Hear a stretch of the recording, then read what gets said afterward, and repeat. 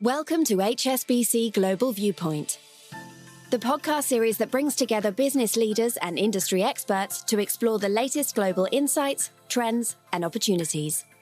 Make sure you're subscribed to stay up to date with new episodes. Thanks for listening, and now on to today's show.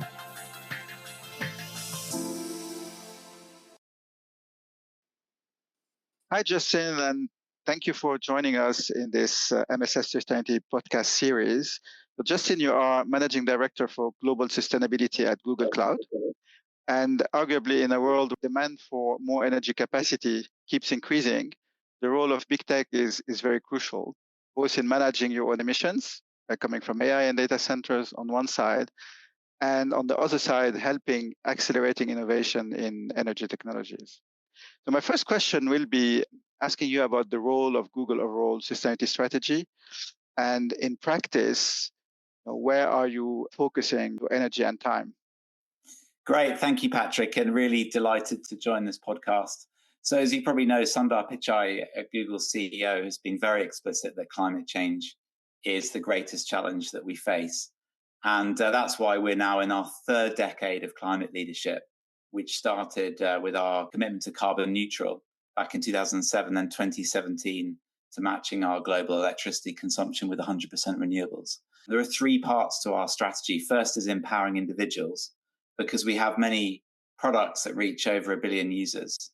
And if you think about Google Flights, where we're surfacing carbon footprint data together with the price of the flight, or eco-routing in Google Maps, these are examples of where we can use that brand influence to impact users. The second is we're working with partners like yourselves, like governments and academic teams, to harness Google's technologies to help deliver their sustainability goals. So, tools like Google Earth Engine, where we're seeing dramatic uptake as companies want to and organizations want to embrace geospatial analytics. And then the third is obviously operating our infrastructure and our business more sustainably. And you'll be aware that we've committed to net zero by 2030 across our business and our value chain. And then we've also launched a new goal, which we call 24/7 carbon free, because it was very apparent whilst we'd done this matching of our renewable energy since 2017, we've done that every year. We haven't seen the grids decarbonizing at the speed that we wanted to. And so we realized we needed a different metric that was much more granular and more regionally based. And so 24/7 carbon free is making sure that each hour of every day in each region where we operate, we want to be sourcing carbon free energy. And we can talk a bit more about that. But those are three key pillars. And in cloud, I'm obviously focused very much on unlocking our technologies to help our partners deliver their sustainability goals. Yeah, I would like to pick up on the operating infrastructure and 24/7 carbon free. Clearly, we see the proportion of businesses that are prioritizing AI and machine learning in their CapEx or capital expenditure is increasing. And in our annual CapEx report that we just published, we see that number going from 24% of the companies last year to 41% in 2024. So that's really a big challenge for companies like yours. I would be very interested to see how Google is working to decarbonize their own infrastructure and reaching this 24/7 carbon free. Yeah, I mean, it's an extremely ambitious goal. Thomas Kurian, Google Cloud CEO, in April this year reiterated publicly that we're still absolutely committed to delivering that goal. And we're making progress. So we've maintained global average of about 64% carbon-free energy across our operations from 2022, even though our energy consumption has increased. And we've got 10 regions where we operate where we're now at least 90% carbon-free energy. So there is, an aggressive plan to deliver on those 2030 goals. We recognize that increasing demands of our infrastructure, particularly from AI, makes that a challenging goal, but it's one that Google is absolutely committed to. And there are a number of levers that we can pull. Obviously, we can start the workload. So we have tools that allow us to help customers move workloads at different times of the day to regions where there's more carbon-free energy on the grid. That supports our carbon-free energy goal. Secondly, we can invest in our processing technology. So Trillium, which is our most recent tensor processing unit, is 6-7% more efficient more energy efficient than its previous version. So we're seeing obviously increasing energy efficiency in the processors themselves. Then the data centers, typically a Google data center is 1.8 times as energy efficient as a typical data center. And then there are things that we can do to ensure that the way we manage the energy and all the other ancillary parts of the data center are best in class. So last year, our average annual power usage effectiveness, which is a measure of the efficiency of how we run the data centers, was 1.10 compared to an industry average of 1.58. So these are good examples of where we continue to push the best practice in how we manage energy. But of course, we understand there's challenges ahead as we see increasing demands for our technology. Yeah, and this challenge is obviously beyond Google, is for the entire world to decarbonize, and in a context where population is growing, where standards of living are growing, and where demand for more technology and AI is growing. So that's really the conundrum we are facing. Now, turning into more positive side and solutions as well, that you are developing, harnessing the power of AI actually, and so to create solutions or helping to accelerate decarbonization of your clients. So can you tell us a bit more? I mean, you mentioned efficiency, which is an obvious area, very important area.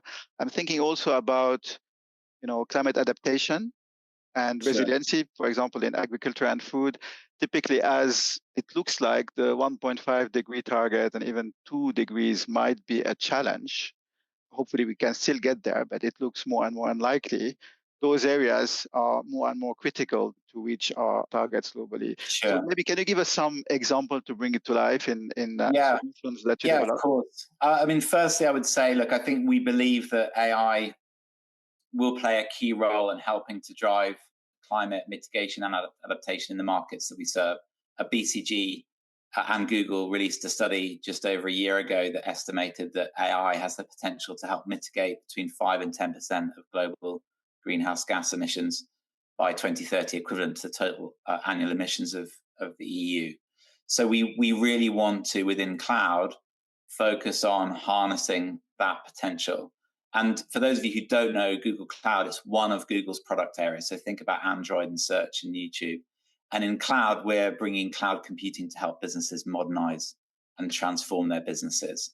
And we have a suite of 150 or so cloud products that do everything from kind of cloud storage, data storage, analytics, and in particular unlocking all of these new generative AI technologies. Now, we launched earlier this year a narrative that we're calling AI for Impact. And this is very much about how we're applying these cutting edge technologies to help our clients address their big sustainability challenges. And you're right, we see that in 4 ways. The first is about measurement. So companies are having to manage increasing volumes of sustainability related data, often outside of the boundaries of their organization, into supply chains. With advances in technology, we're now gathering primary data. So think about telematics in vehicles, sensors in manufacturing plants, satellite data, all these novel sources, which is providing all sorts of new insights for companies, which is great. It's helping them to measure these performance attributes in a much more granular way. But they are reliant on technologies like cloud and AI to manage and interpret that data. The second is about optimization.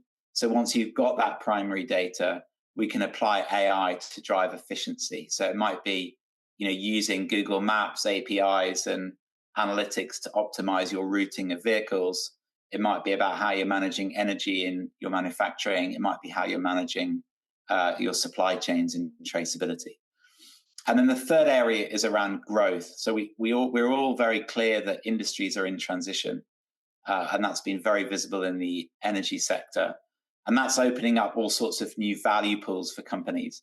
And we want to use, again, our technologies to help companies understand where those new growth opportunities are and exploit them. So one example is we have an environmental API on Google Maps, which is a solar API. And it allows companies to very quickly understand whether a particular rooftop is suitable for solar. It can configure the right number of panels. It will give you details about the pitch of the panels, etc. All of that is being enabled by AI and is unlocking that growth opportunity we're seeing in solar technology.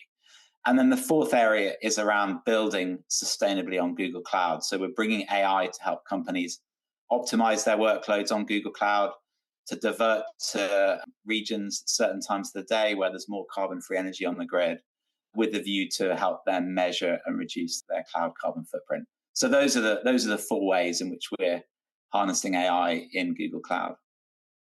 That's fascinating. Thank you, Justin. And basically, there are endless possibilities to optimize and to improve how we produce goods and services with much less energy, obviously. Now, a question around the financing and the funding, because what we see is a lot of the technologies needed to decarbonize do exist. And I think 65% of the emission reduction, according to IEA, are aligned to technologies that do exist already. Obviously, there's still 35%, which is a lot, but 65 is even better.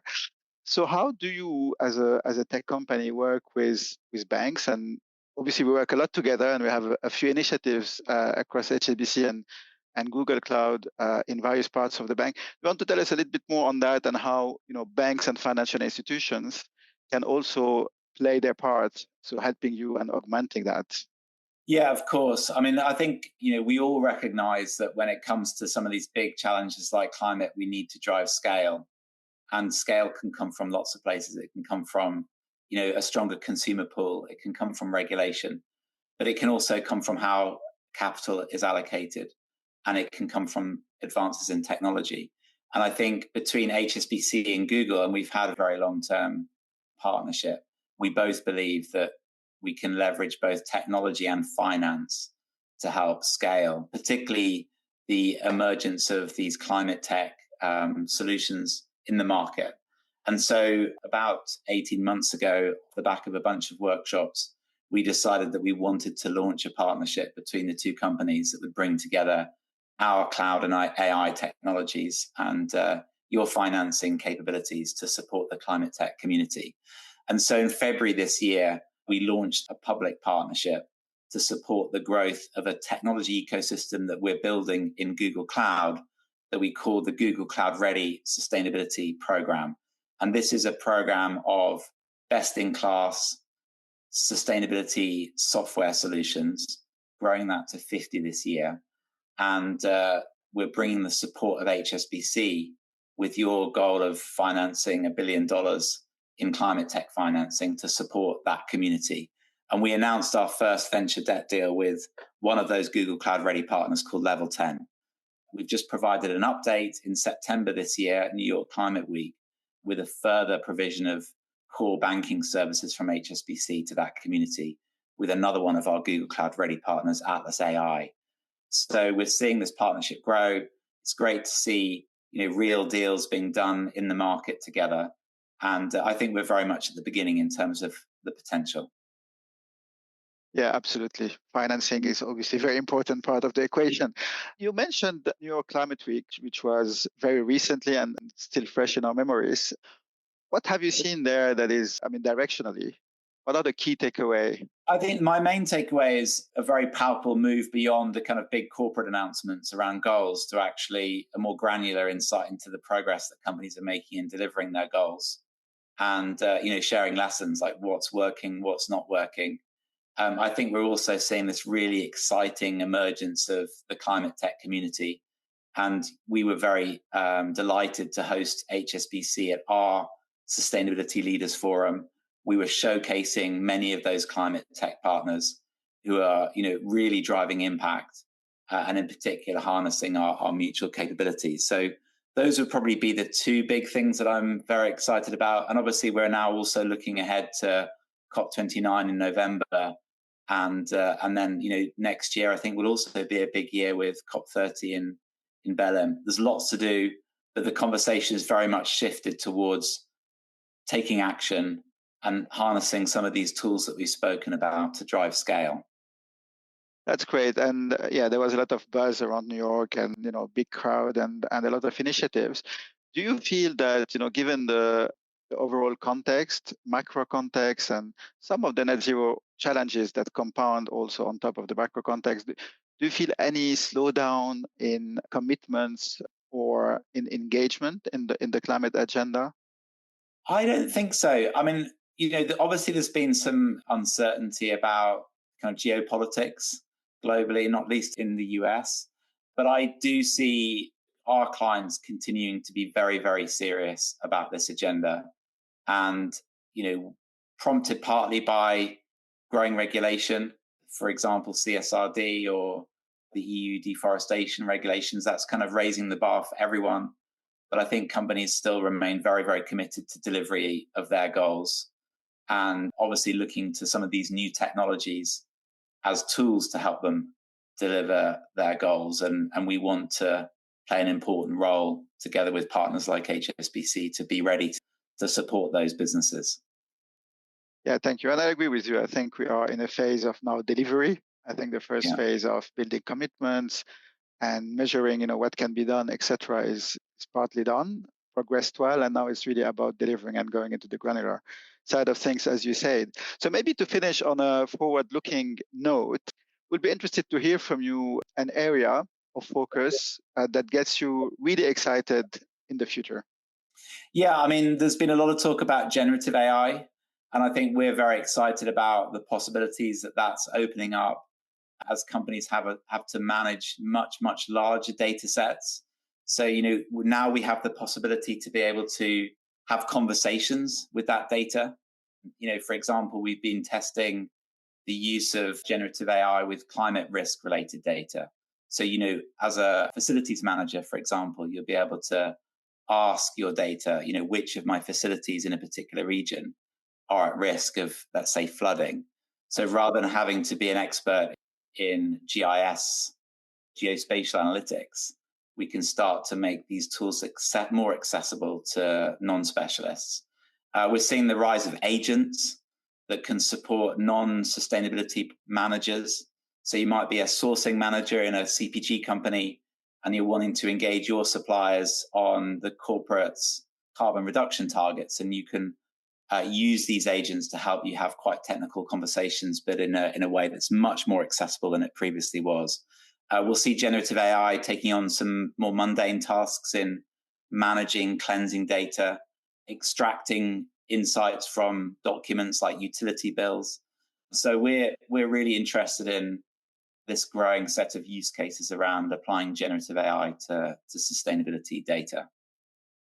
Thank you. I like those examples. And I think the rise of agents to help the non-specialist, this is a key area to get broader engagement than just a handful of people who are specialized in this area.